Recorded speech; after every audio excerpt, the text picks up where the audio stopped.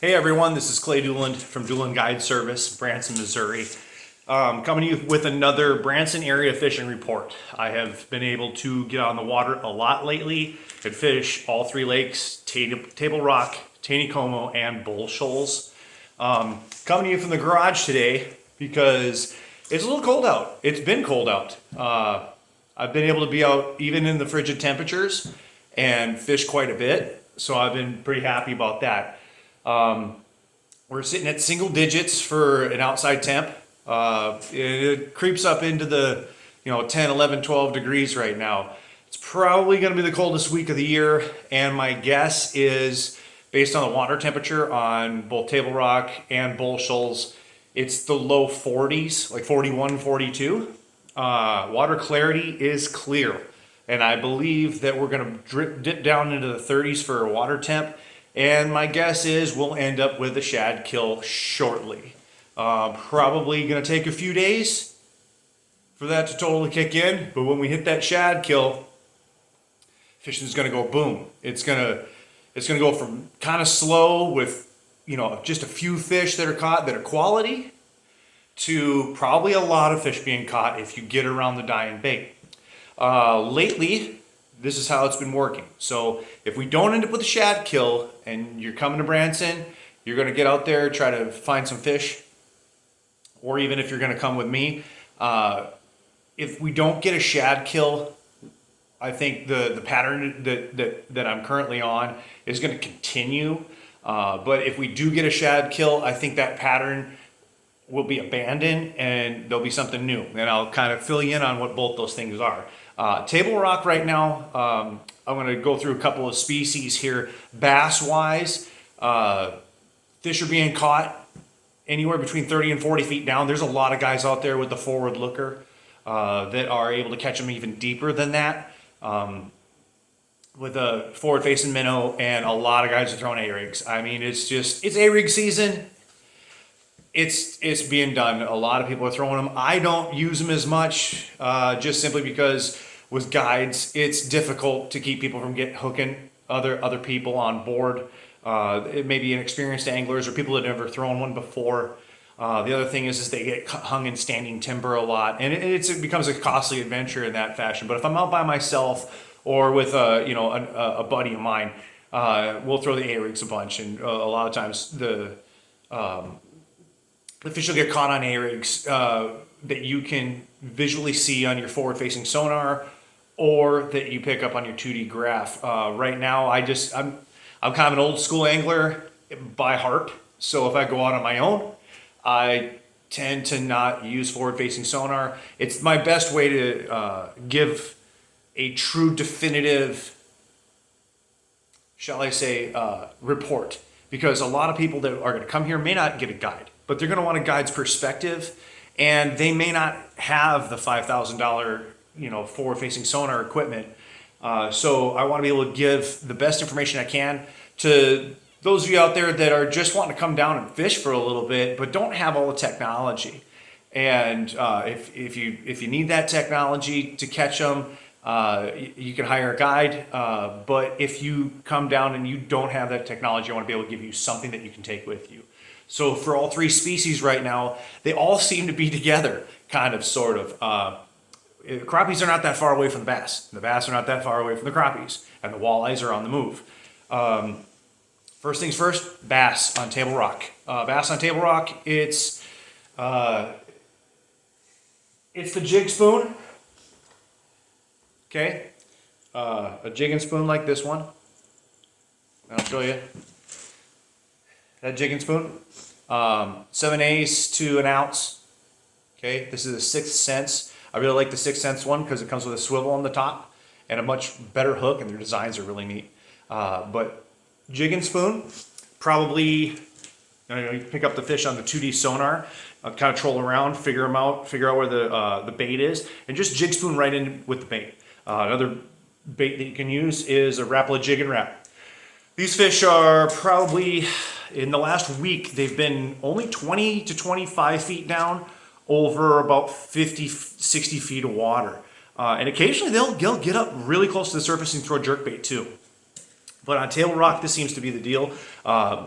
basically between the standing timber and the shoreline, off of points that are at the back of a creek that splits. So if you can find a creek that splits, and then there's standing timber sitting at the split, behind that standing timber, between the standing timber and the shoreline, is generally where I've been trying to target those fish. My father has been on fire out there, just catching crappies like crazy in those same areas. He'll catch a bunch of bass in the jig and spoon and jig and wrap, and then downsize a little bit and start catching crappies not far away from those areas. So that's Table Rock.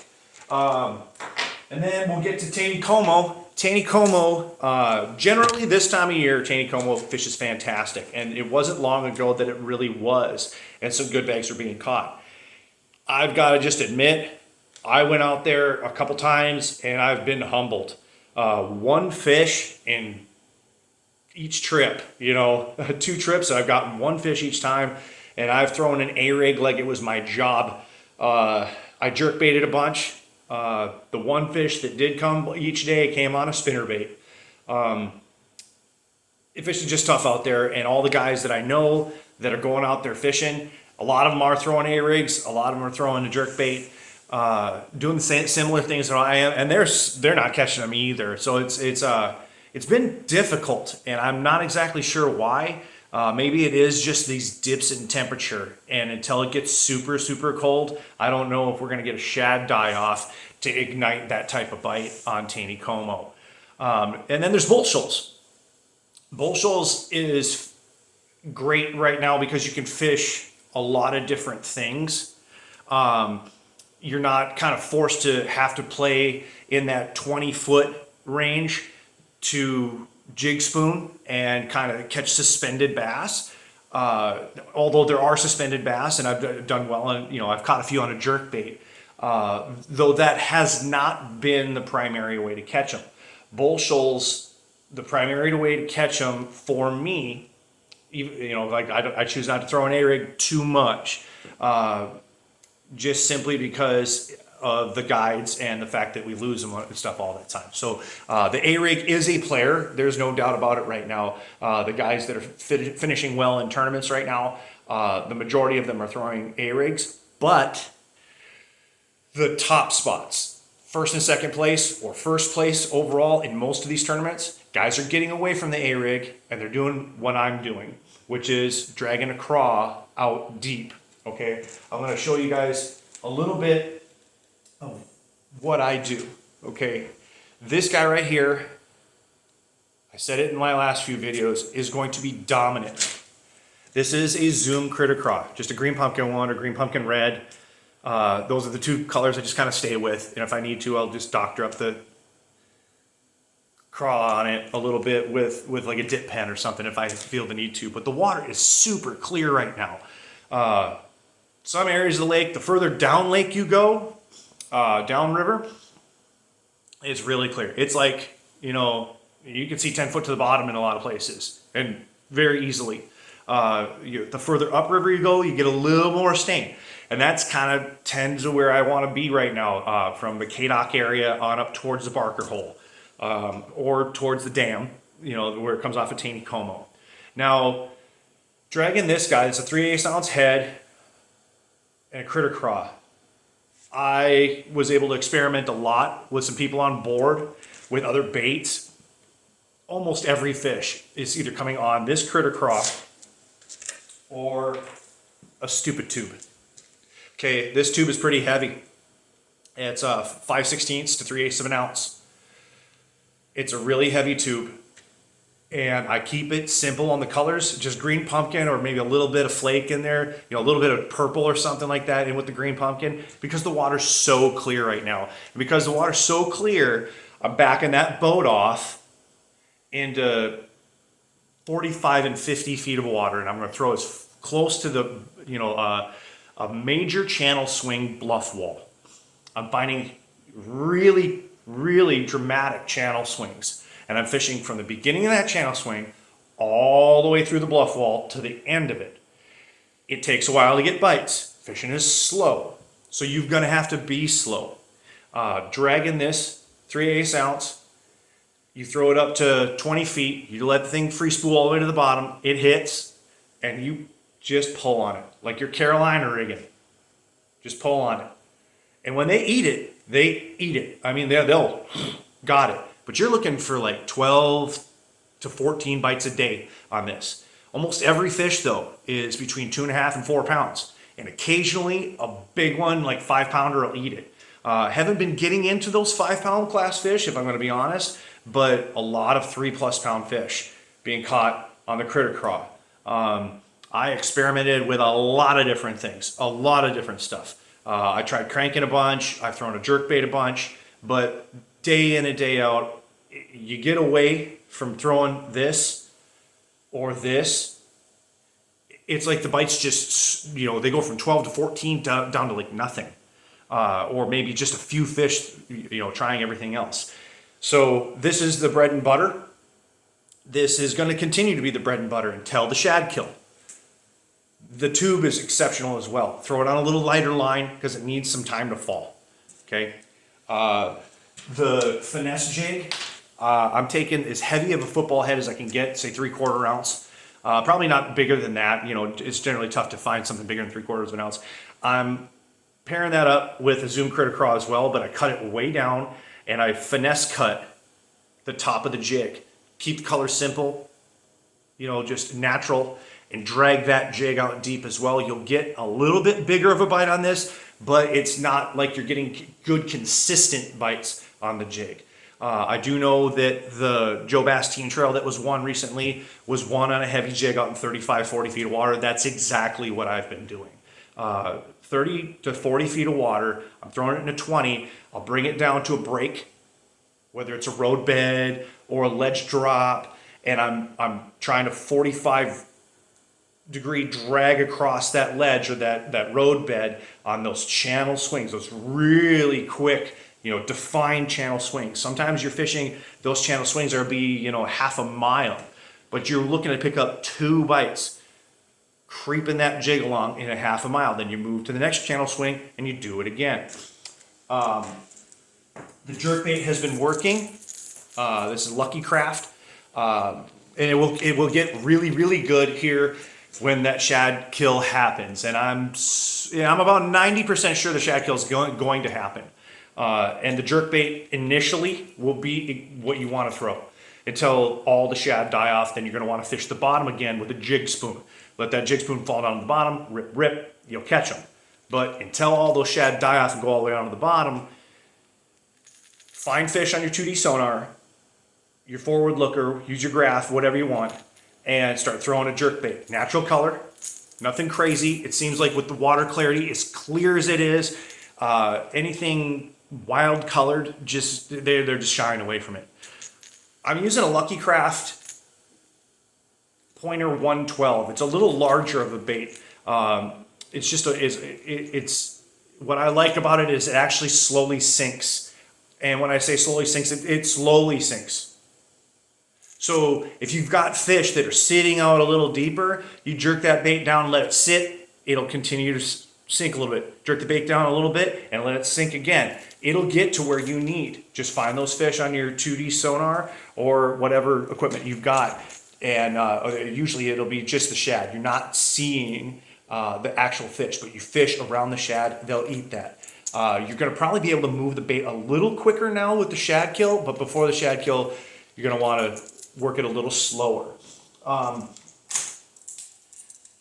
If you are a shallow fisherman and you just don't like fishing out deep, there are fish to be caught up shallow, and they're not that many to be caught up shallow. But if you're good at it, shad wrap, mud flats away from those dramatic channel swings, those really hard turning channel swings. Generally at the end of those channel swings, they transition extremely quickly into a flat. The shad wrap being thrown along the edge of the flat before it drops. Move it slow. Move it real slow. Throw it on a spinning rod. The bait is tough to throw on a bait caster. Throw it on a spinning rod. Throw it out as far as you can on those breaks, 6 to 7 feet before it breaks off into 30 feet on the flats. It's called the rim of the flat. That's where you're going to want to throw that shad wrap. And I've just a tip, upsize the hooks a little bit, and that'll keep this balsa bait from rising. It just keeps it suspended. It's a cross between a crankbait and a jerkbait. So you're just bumping the bottom with it, stalling it. Every time you bump bottom with it, stall it and pull on it. Spinning rod. You'll get bites with it if you keep with it all day, and generally they can be the biggest fish of the day. Well, that is the report for the Branson area, and things have gotten really cold here, and the shad kill could make everything just boom. So I think everybody in the area has kind of got their fingers crossed, praying for a shad kill, because things have kind of been slow for the last few weeks. That should take off here if we get the shad kill. And if we don't get the shad kill, all we are is like a month away from some really good temperatures coming back again, and then pre-spawn will be on in another month or so. So in the meantime, I'm gonna play around in my garage, get the boat ready for springtime, really. I'll continue to be out 2, 3, 4 days a week, depending on weather. But I'm gonna replace some live well pumps, a bilge pump. I've got a few maintenance issues to deal with. Drop the lower unit grease out of the back, refill it, change spark plugs, get batteries maintained. You know, do all the things that you forget to do when you're busy. You know, this is a great time of year to take some time out and get everything ready, so that way when the real action happens, you'll be able to take full advantage. Anyway, that's the report, Branson Area Fishing Report. Dual and guide service. If you want to come on down from up north and get away from the really frigid temperatures, just to be out on the water for a little bit, the walleye bite should be really, really good any minute. I mean, any minute. The walleyes are going to start to spawn in that 10 to 12 foot range, and trolling shad wraps will be super effective for those. I think we're just a few weeks away from the walleye run. Give me a call, 417-332-5873. We'll get up for some walleyes if you want, or if you want to learn how to catch fish a little deeper, I can show you how that's done. Talk to you guys later.